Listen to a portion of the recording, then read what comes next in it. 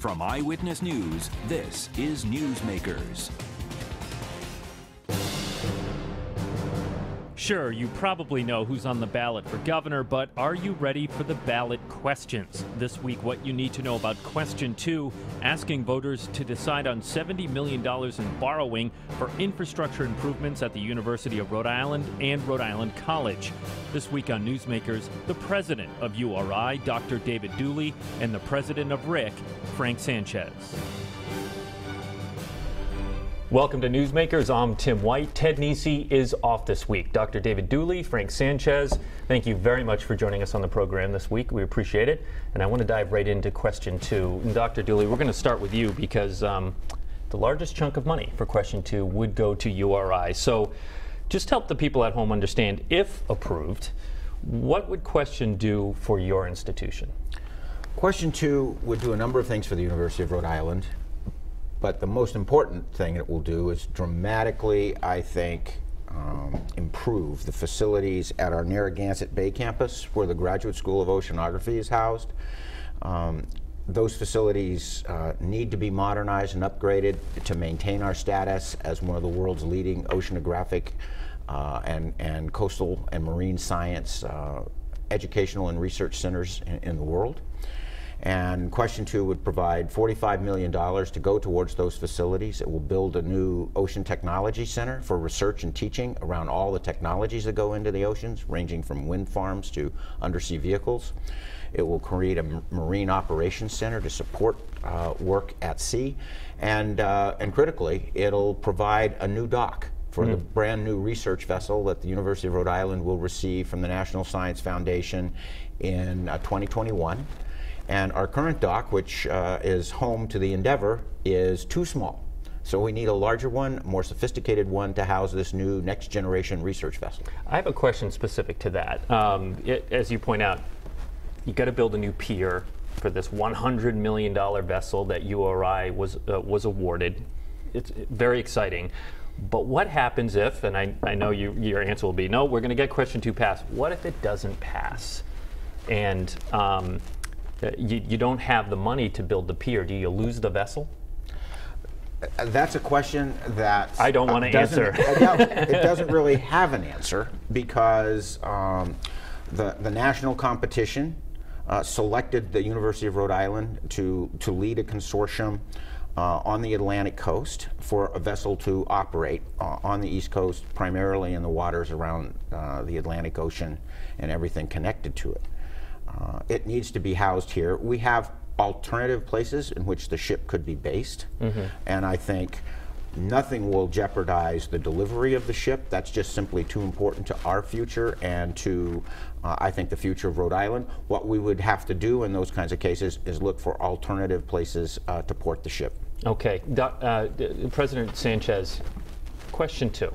$70 million is the total amount on the table for voters to consider. $45 million would go to URI, the balance to Rhode Island College. What would it do for your institution? Well, it would have a huge impact at Rhode Island College, but in particular our School of Education. The $25 million, which is the balance, will allow us to completely modernize Horace Mann, which houses our School of Education. If you think about it, Horace Mann was built nearly 50 years ago, and there has not been any major renovation since. And as a lot of folks know, the training and preparation of teachers has changed dramatically over the last 50 years. In fact, what it would do for us would allow us to build a facility to complement now an entirely reimagined curriculum in our School of Education. So we've spent really the last 18 months reimagining the future of teacher preparation in Rhode Island through our School of Education. We engaged the national thought leaders of teacher preparation through the likes of Arizona State University, the University of Virginia, Baylor University, some great schools in New York City, where they're using new video coaching technology and new digital technology simulation labs as they prepare teachers for the future. And so in the fall of 19, we'll be launching this brand new curriculum, but we need a facility to help facilitate how we prepare teachers of the future. And so this will have a huge impact. Again, as you can imagine, for nearly a half a century, this building hasn't been touched. It needs to be modernized, it needs to be upgraded so that we can better prepare our teachers in the state. Talk to any superintendent in the country and they will tell you there is a shortage, particularly with math and science teachers. And we see that in Rhode Island, by the way, my two favorite subjects when I was in school. Would there be a special focus on those areas as you retool or reshape the program with Question 2 money? I think there's several areas that are going to be a focus, certainly math and science, and that's a national challenge in teacher education. You know, trying to find great math and science teachers. As you know, they're getting picked up through any variety of industries. So the curriculum needs to be enhanced in that area, but that is a national challenge for schools all over the country, is finding those teachers. We're going to kind of provide extra effort to build pipelines in math and science, but there are other areas as well that can improve the state. Certainly, we have heard loud and clear from our superintendents and principals and teachers that we need more teachers that are trained in English language learning. Providence just got dinged by the Department of Justice for that. ELL, special education. In fact, if you talk to the superintendent of schools in Providence, they would say they need 1,000 ELL teachers today. Unless we bake that into the curriculum in the and that's how our redesign is actually going to respond to that. Any student who graduates from the Rhode Island College School of Education program, embedded in their degree will be an endorsement in ELL or an endorsement in special education. For us to meet the needs of our school districts across the state, we have to build a better pipeline, and that's what we've been doing for the last 18 months, again, engaging some of the real top leaders nationally, but also making sure we're engaging our teachers, our principals, and our superintendents across the state, and they have provided tremendous feedback that has helped shape the strategic plan and this new curriculum. Dr. Dooley, are you worried about sticker shock when it comes to Question 2? And here's what I mean by that. Voters are going to go into the polling locations. There'll be Question 1 there, and a lot of viewers know what Question 1's all about. That's $250 million to repair or replace K-12 public schools in Rhode Island.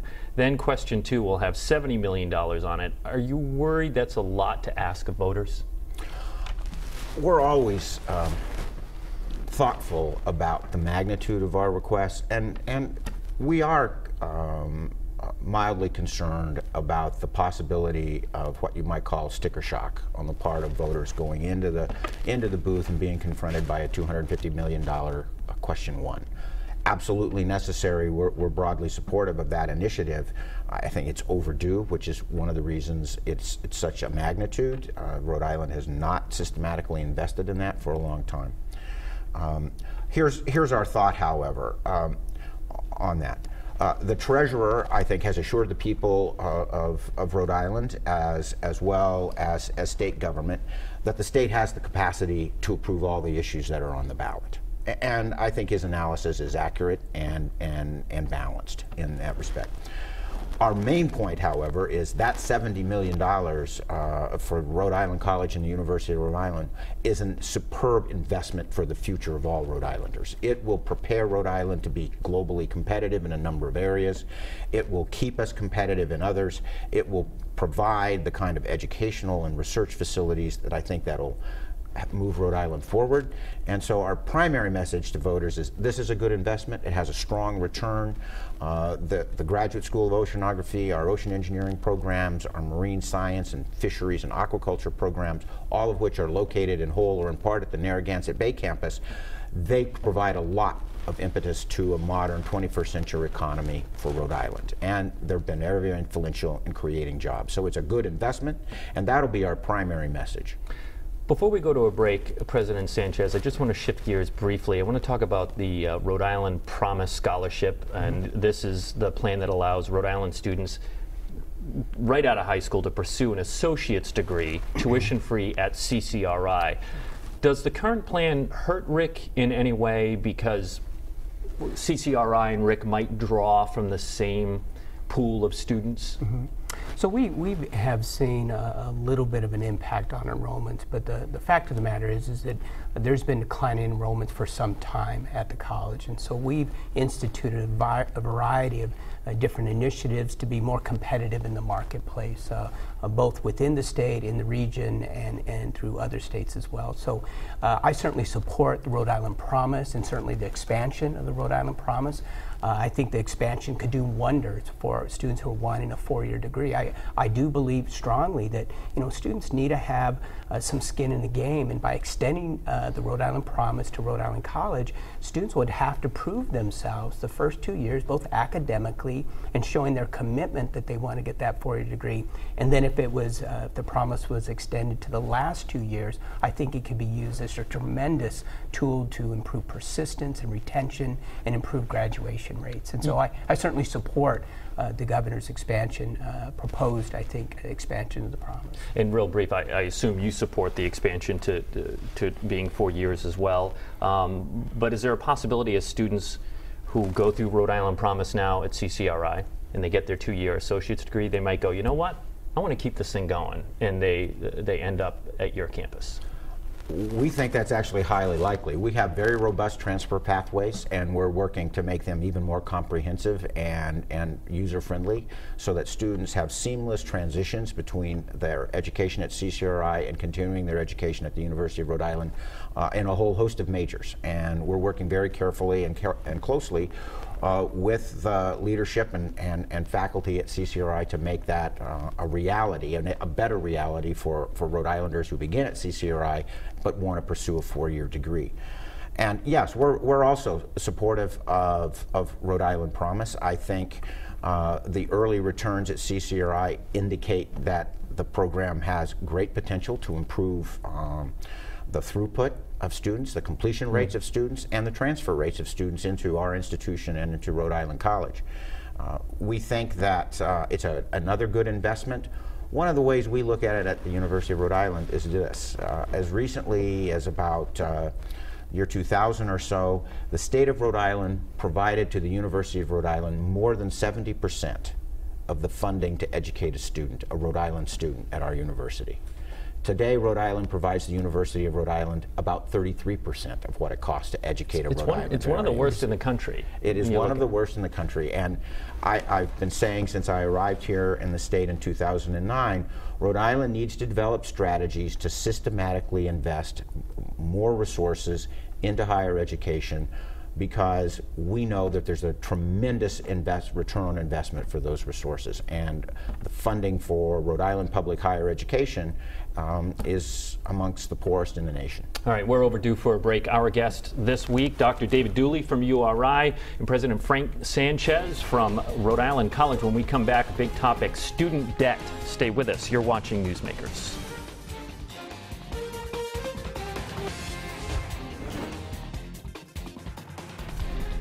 Welcome back to Newsmakers. I'm Tim White. Ted Nesi is off this week. Our guests this week on Newsmakers, President of the University of Rhode Island, Dr. David Dooley, and the President of Rhode Island College, Frank Sanchez. And we've been talking a lot about question 2 that's going to be on the ballot when you head to the voting booth on November 6th, and that's a $70 million bond referendum for both URI and Rhode Island College. But I'm going to shift gears here now to another money topic, and that is student debt. And Rhode Island, it doesn't matter which study you look at, Rhode Island has some of the highest student debt in the country. I think we did a report on it a while back, and we were 3rd in the nation, so that was a couple of years ago. But that is for students that graduate from a Rhode Island college, how much debt they have. Public when they and leave. private. That's right. And actually I have a note here, and while private schools nudge that number up for sure, I want to speak specifically at URI. The average debt there is a little over $33,000, with 76% of students graduating with debt, 40% with private loans. That was the higher number. That sort of surprised me. I know it's a big question, but how do you help change this alarming trend of student debt? It's a very profoundly important question, Tim, and it's been coming for decades. If you look back at the history of funding, particularly for public higher education in America, it has been on a 2-decade at least downward spiral. And it goes back to a point I made earlier. It once was the time when public institutions like the University of Rhode Island received the majority of their funding to educate undergraduates in particular from the people of the state. And that was true in practically every state in the nation. That's not true anymore. As costs have strained state budgets, costs for health care, costs for incarceration, costs for public safety, costs for Medicaid, and those kinds of difficult, large programs that now devour so much of the state budgets have grown. The percentage of the state budgets devoted to higher education in particular has declined. I know you're not the Speaker of the House, but every state faces those problems. Absolutely, every state faces those problems. It's a national issue, and it reflects both the strength and weakness of the American higher education system in the sense that rather than follow the model used by much of the world, where funding for public higher education flows from the federal government into the institutions, in the United States it's done on a state-by-state basis. And so it depends on the economic fortunes of 50 individual states in part, as well as the national economy, just how much money state governments have to devote to higher education. So as funding for public higher education from those sources have declined, institutions have had to face the costs of offering that education to undergraduates by raising the cost to the students themselves. And that's been another decades-long trend, has been the increase over time of tuition to attend public institutions. And unfortunately, with the current economic climate that we see, we don't see a lot of new changes there. Rhode Island has done an excellent job of reinvesting in public higher education. As you may remember, in the beginning of the last Great Recession, the state of Rhode Island, over about a 24-month period, took $25 million out of the URI budget. We still don't have all that back in 2019. So more than a decade later, we have less money now from the state to support undergraduate education at the University of Rhode Island and all the other essential things that we do than we had in 2007. And you have a decade's worth of inflation and other kinds of costs built on top of that. So that's all sobering. That's the dynamic. What do you do? So I think Dr. Dooley's absolutely right. We have to look at how we finance higher education in the state, but also I think colleges are having to become much more innovative and much more thoughtful about how they use their existing resources and how you keep college expenses down. A couple of examples at Rhode Island College. This year, over 1,200 students will receive open source textbooks, completely free textbooks. Today in America, I think textbooks cost college students about $900 a year. We've started an open source textbook program where 1,200 students this fall will have free textbooks. And this is becoming a strategy that more colleges and universities are doing. We're also looking at how we build differently and being much more efficient in the use of our resources. This past year, we were one of 9 schools in the country to become a green ribbon school, designated because of our sustainability efforts and saving on our energy costs. In fact, over the next 3 years, we're going to save about $2 million in energy savings.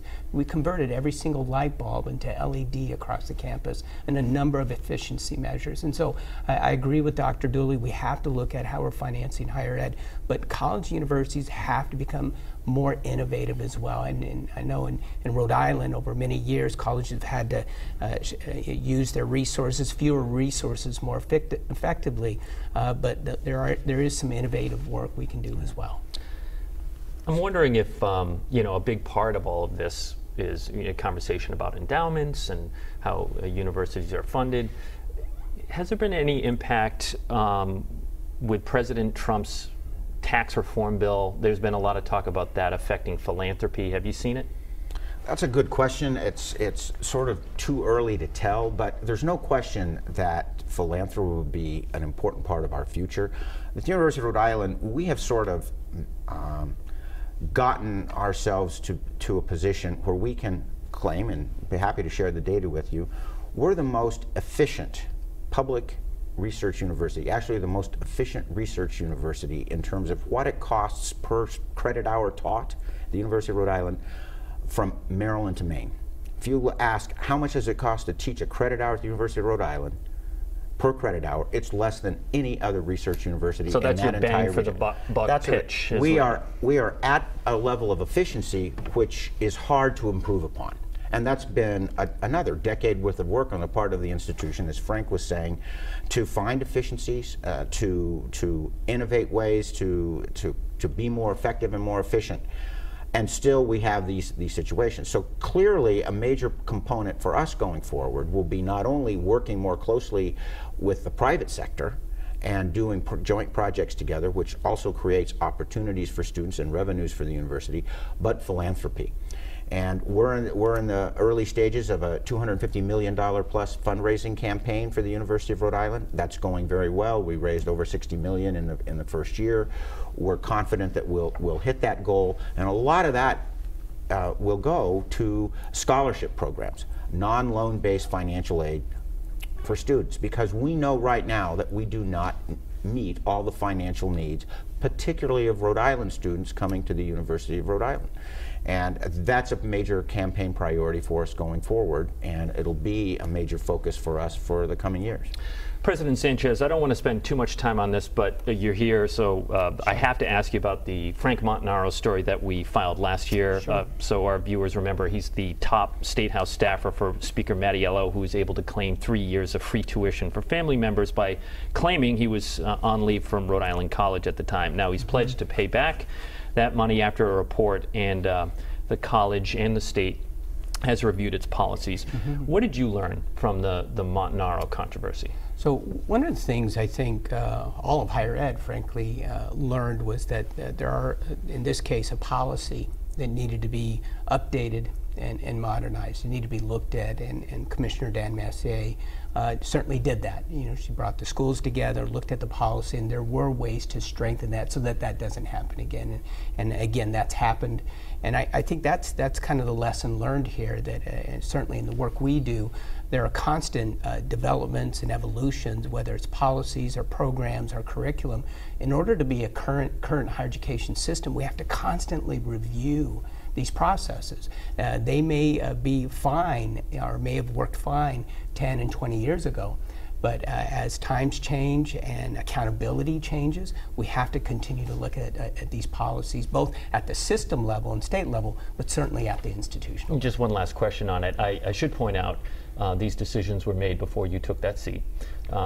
So when we started asking questions about it, were you surprised, or were you already aware that it was going on? Oh no, I was surprised by that. You know, I was surprised to some degree because we were already looking at different institutional policies and practices. Again, just a general assessment of how an institution works. You begin to see things, yeah, you know, we probably should tighten that up. We probably should enhance these things. That was already underway. In fact, it continues to be at the institution. We're enhancing protocol and processes and policies to become more efficient, to become more, frankly, accountable to the taxpayer.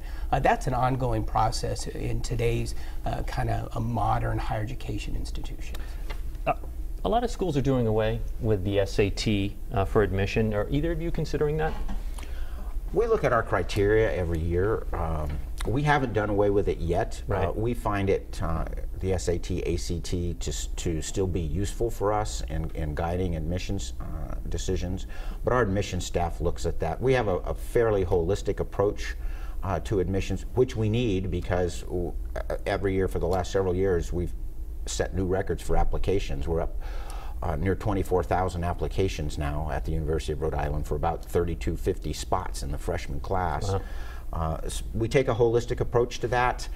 We look at a variety of things, including their high school records, as well as those scores. Our goal is always the same, and that is we want to offer admissions to students that we are confident can be successful.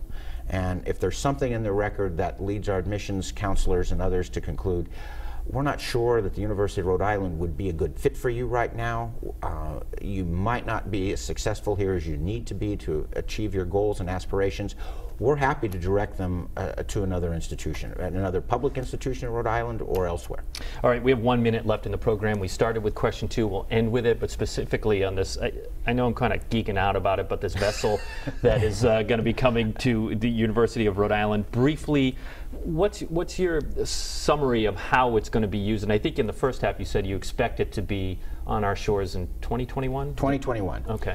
So it's a state-of-the-art, brand new vessel. Obviously, will begin construction in 2019. It'll have absolutely fantastic capabilities, a range of over 5,000 miles. It can go anywhere from the Arctic to the Antarctic to the Mediterranean, into the Pacific, the Gulf of Mexico. Wherever research agendas drive it, it has the capacity to go there and spend a lot of time at sea. It's a fantastic asset for I have the an state. idea for a revenue builder. Just convert half of it into a cruise ship and then start charging tickets. You or I will be just rolling in money at that point. That's my idea. Listen, Dr. Dooley, first of all, congratulations on 10 years with the University of Rhode Island. This is your 10-year anniversary. So congratulations on that, and we'll have you back 10 years from now, if that works for you. President Frank Sanchez, thank you very much for joining us on the program. That's all for us for now. Hey, next week we have a U.S. Senate debate in this studio. That is October 9th, Tuesday at 7 o'clock. Incumbent Sheldon Whitehouse, Republican Bob Flanders. Make sure you see that. Ted Nesi will be back next week. I'm Tim White. Thanks for watching.